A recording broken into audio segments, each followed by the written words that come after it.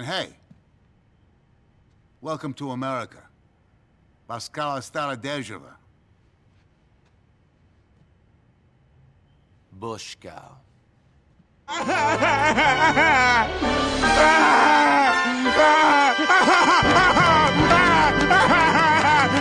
Grand Theft Auto 4 still has the best and most memorable setting in the entire GTA franchise. And no, I'm not saying this just because I myself am from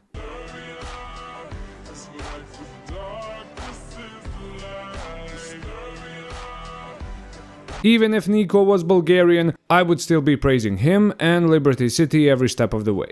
Yes, it doesn't have the biome diversity of San Andreas or the colorful visuals of Vice City, but what it achieves with its unified art style, color palette, and goddamn soundtrack is something that no other GTA setting or game has managed to achieve since. True deconstruction. Not the modern audience deconstruction that plagues popular IPs, but rather a thoughtful breakdown of the phenomenon that is the American dream. Seize them, you end up in so much debt that you'll be a slave for the rest of your life. I cannot believe what you are saying. Do you seriously mean that you don't like fake titties, cousin? The unique trait of Liberty City is best examined here, in the temple, under the setting spotlight. Part 1. Single, all-encompassing purpose. From the very moment the Soviet Connection main theme drops, while the logo floats above Liberty City, to that last showdown beneath the Statue of Happiness, GTA 4's setting maintains a constant feeling of glorious, gloomy, shining disappointment. And it hurts so good. If you ever looked at Liberty City from the air and thought, man, it kinda looks gloomy, dark, and almost identical in every region, that is not a mistake, but a design choice. The art style, colors, and music all work together for a single, all-encompassing purpose, to show you the decay of the American dream, the suffering caused by a false promise. Whether you are walking the docks area of Hove Beach or the neon ad haven of Star Junction in Algonquin, the purpose of the setting never changes. Now, being from the Balkans, of course, I immediately feel at home when I see drab, grey, and depressing visuals. However, I've noticed even American fans grew to love these visuals over time. Especially after adding a mod that returns snow to the game. You know, I love to beat civilians. Speaking of those high-end, well-off neighborhoods, even they, past the fancy architecture and neon lights, have this dull, grey, grime, coral that just looms in the background. It is as if every single area of Liberty City, rich and poor, screams, "This place is not what it seems." But it goes far deeper than just broad visuals. Look at the billboard signs or the websites in the internet cafes. Each some kind of satire or parody of its real-life counterpart, but, unlike in other GTA games, it's far less immersion-breaking here. So before the story even has a chance to begin the deconstruction of the American dream with its... The environment itself has already done the majority of the heavy lifting. Liberty City's gloomy allure has already drawn us in, and in a way reminds me of the feeling I get when I look at the Zone from Stalker. There is a reason, you know, that GTA 4, like San Andreas, had its fair share of urban myths. While yes, the gloomy Liberty City is a great setting for deconstructing an idea, it is also very fertile ground for elements of modern-day mythology. Shout out to the temple legends who hunted the Ratman in Liberty City's subway. So, with the story's intention locked in by the visuals, we move on to Part 2. Intentional limitations. Now, to many, the lack of certain role-playing features that were present in San Andreas is a major issue. There is no weight system, no weapon skills, no car mods, and so on. These limitations are reflected in the setting as well. It is smaller, with no forests or mountain biomes like San Andreas. There are no sprawling highways stretching into the horizon, or open areas for your gaze to get lost in. No, it's all one densely packed, almost oppressive environment of city blocks, skyscrapers, and subways as far as the eye could see. It is fair to say that there is not a lot of liberty in Liberty City. Oh, very funny. By removing these features from the setting, Rockstar gained a lot of player attention and free time. And it is what they did with these things that makes me believe these limitations are a blessing and not a curse. Instead of grinding at the gym or picking out every piece of clothing, Niko and thus the player have extra time for both the story and exploring the themes of the setting and characters. Sure, it's great the aesthetics and soundtrack of the setting all work together to help the deconstruction, but if you had to do a million side activities instead of exploring the setting's theme, it would have been a waste. Instead, you have extra time to explore the setting bit by bit, while taking in the perspectives of those who live there. Roman is real lucky to have you working for him. Your customer service is impeccable. You want to know about my customer service? You ask one of my female passengers. They'll tell you I service them good. Great. I'm sure that must be good for you. It is good for me. Real good. I love that shit almost as much as the bitches do. And I tell you something. The women are actually paying for their rides. You gain some street wisdom from Jacob as you both get plastered at the Comrades bar. Brucey gives you a taste of that infamous American dream, with a chopper ride that also lets you view the setting while contemplating this dream. And of course you get a reminder of how insanely difficult it is to achieve this dream every time you go out with Roman to do some bowling.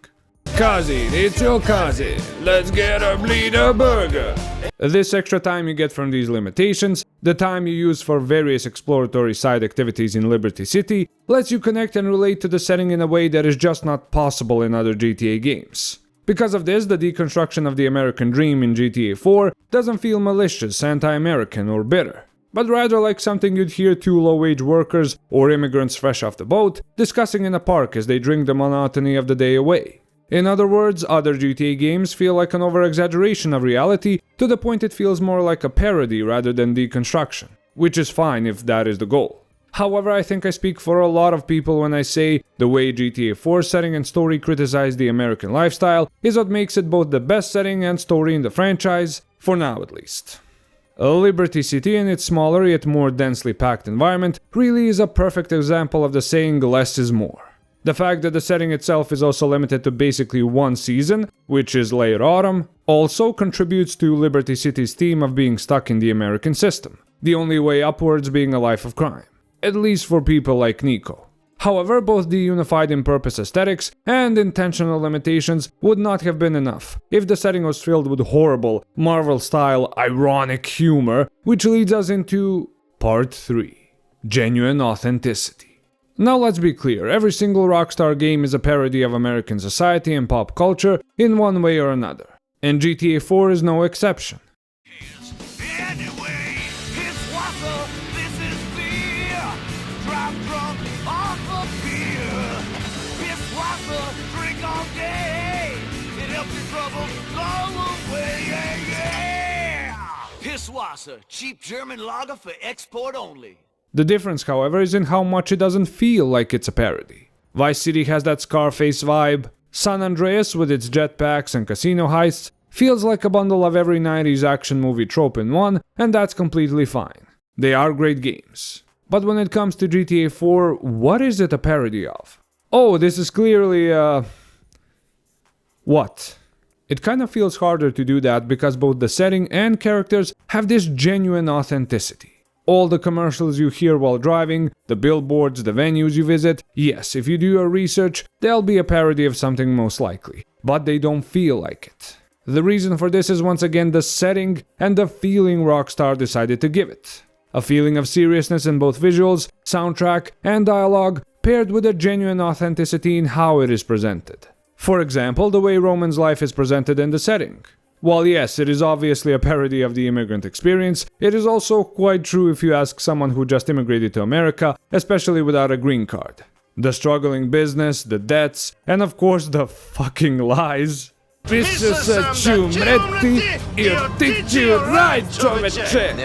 This feeling of genuine authenticity in each location and character continues for the rest of the story, and by the end, beneath that creepy Hillary Clinton Statue of Liberty, you had the American dream deconstructed with you barely even noticing.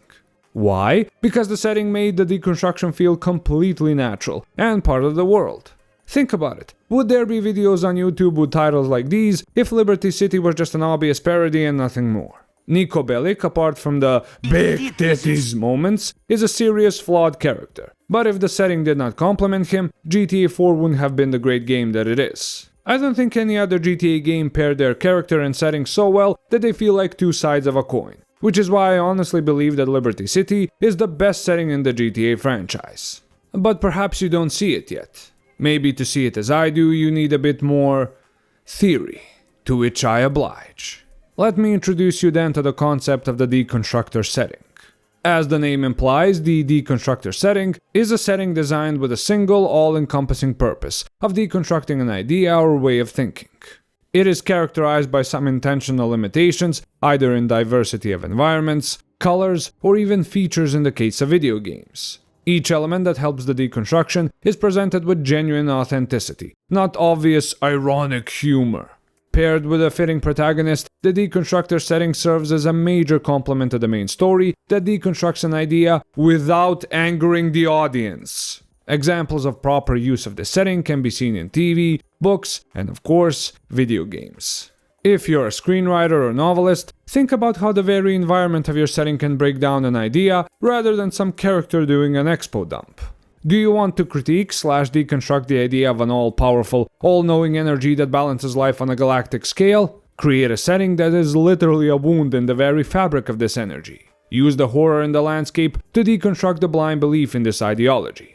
A setting doesn't always have to be a lifeless, gray, or desolate landscape to deconstruct an idea. Quite the opposite, you can make the setting colorful, cheery, full of life and joy, but make those that inhabit the setting the stark opposite. That way, the setting aids the deconstruction of an entire class of people by being too pretty, too grand to be real.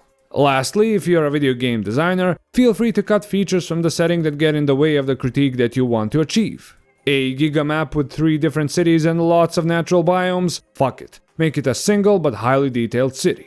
A bazillion different activities that the players can focus on? Fuck it. Make it 3 or 4 activities, but increase the depth of this interaction, and make it aligned with the deconstructor setting. All these sacrifices are worth it if by the end the setting and the protagonist are of such high quality that the deconstruction you achieved feels incredible and the story unforgettable. 2 warnings, however. 1. Do not get overzealous with deconstructing an idea to the point that the entire setting boils down to being good is stupid, being evil always wins, there is no hope. You should challenge people's conception of an idea, but don't take their hope.